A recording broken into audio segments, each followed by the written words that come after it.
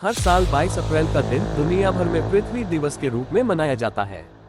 इस दिन को मनाने का खास मकसद लोगों को पृथ्वी के महत्व को समझाना, पर्यावरण को बचाना और उसे बेहतर बनाने के प्रति जागरूक करना है। आज के दिन पर्यावरण प्रेमी चौधरी हरपाल सिंह जटराना क्या कहते हैं, आपको सुनाते हैं। 22 अप्रैल को पृथ्वी दिवस मनाने का प्रस्ताव संयुक्त राष्ट्र संघ में रखा गया था, जिसका उद्देश्य था प्रकृति में हो रहे बदलाव को रोकने के लिए, प्रकृति को संरक्षित करने के लिए प्रयास आरंभ करना। यह 1970 में पहली बार मनाया गया। आज की आवश्यकता है मनुष्य अपने रहन सहन में, अपने व्यवहार में परिवर्तन करे।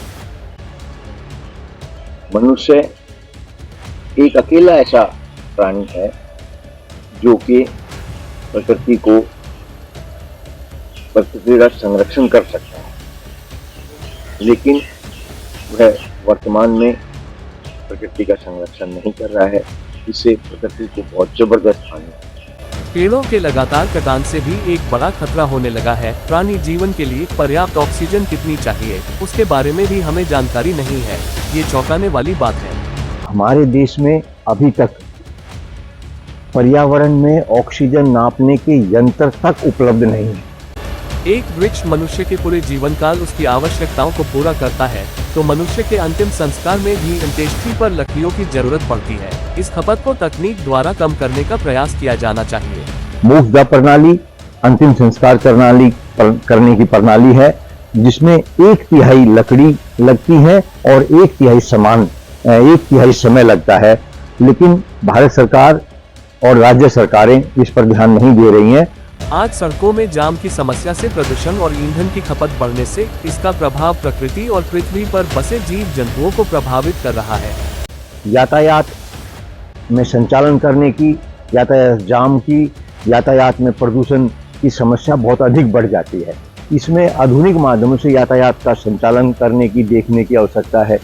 इस पर जटराना की धर्मपत्नी श्रीमती सीमा राणा का क्या कहना है, आपको सुनाते हैं। पृथ्वी पर जो जीवन श्रृंखला है हमारी, वो हमारे सभी जीव जंतुओं से, पशु पक्षियों से, जलवायु से, उसके कारण ही है। अगर वो श्रृंखला की एक भी कड़ी टूट जाती है तो मानव जीवन बहुत मुश्किल है। पृथ्वी सुरक्षित है तो मानव जीवन सुरक्षित है, और मानव जीवन सुरक्षित है तो इस पृथ्वी सुरक्षित है। आज हमें अपनी धरती को रहने लायक बनाए रखने के लिए हम इंसानों को अपने रहन सहन में बदलाव करना होगा। लेकिन व्यक्ति को ये ध्यान रखना चाहिए कि वह अपनी दिनचर्या चलाने के लिए, अपना व्यवसाय करने के लिए प्राणी मात्र की रक्षा की को प्रयास करे, प्राणी मात्र को संरक्षित करने का, पृथ्वी को संरक्षित करने का, पर्यावरण को संरक्षित करने का प्रयास करे, ना कि उसको हानि पहुंचाने का। आज हमें छोटे छोटे बदलावों को कर विकास कार्यों को समय पर पूरा करना होगा। इलेक्ट्रिक वाहनों को बढ़ाना और सुविधा बढ़ानी होगी। कचरे के निस्तारण पर गंभीर होना होगा। पर्यावरण के लिए जरूरी जीव जंतुओं का संरक्षण करना होगा। नदियों पहाड़ों के प्रदूषण को रोकना होगा। ये सभी विषय हरपाल जटराना उठा रहे हैं, जो इन दिनों पर्यावरण के शोध कार्य के लिए गोवा में मौजूद है। प्रकृति ने हमें अनेकों प्रकार के और संसार में सबसे ज्यादा संसाधन दिए हैं, सबसे ज्यादा ऋतुएं दी हैं। प्रकृति को संरक्षित करने का प्रयास करें। इसके लिए जागरूक नागरिकों का ये कर्तव्य बनता है कि वह स्वयं से इसके प्रयास आरंभ करके देश और समाज को, बल्कि संसार को एक उदाहरण पेश करे, जिससे देश के नागरिक भी प्रेरणा लें, संसार के नागरिक प्रेरणा लें और वह प्रकृति में सुधार का प्रयास आरंभ हो सके। पृथ्वी सिर्फ मनुष्यों का ही नहीं, बल्कि करोड़ों जीव जंतुओं और वनस्पतियों का भी घर है।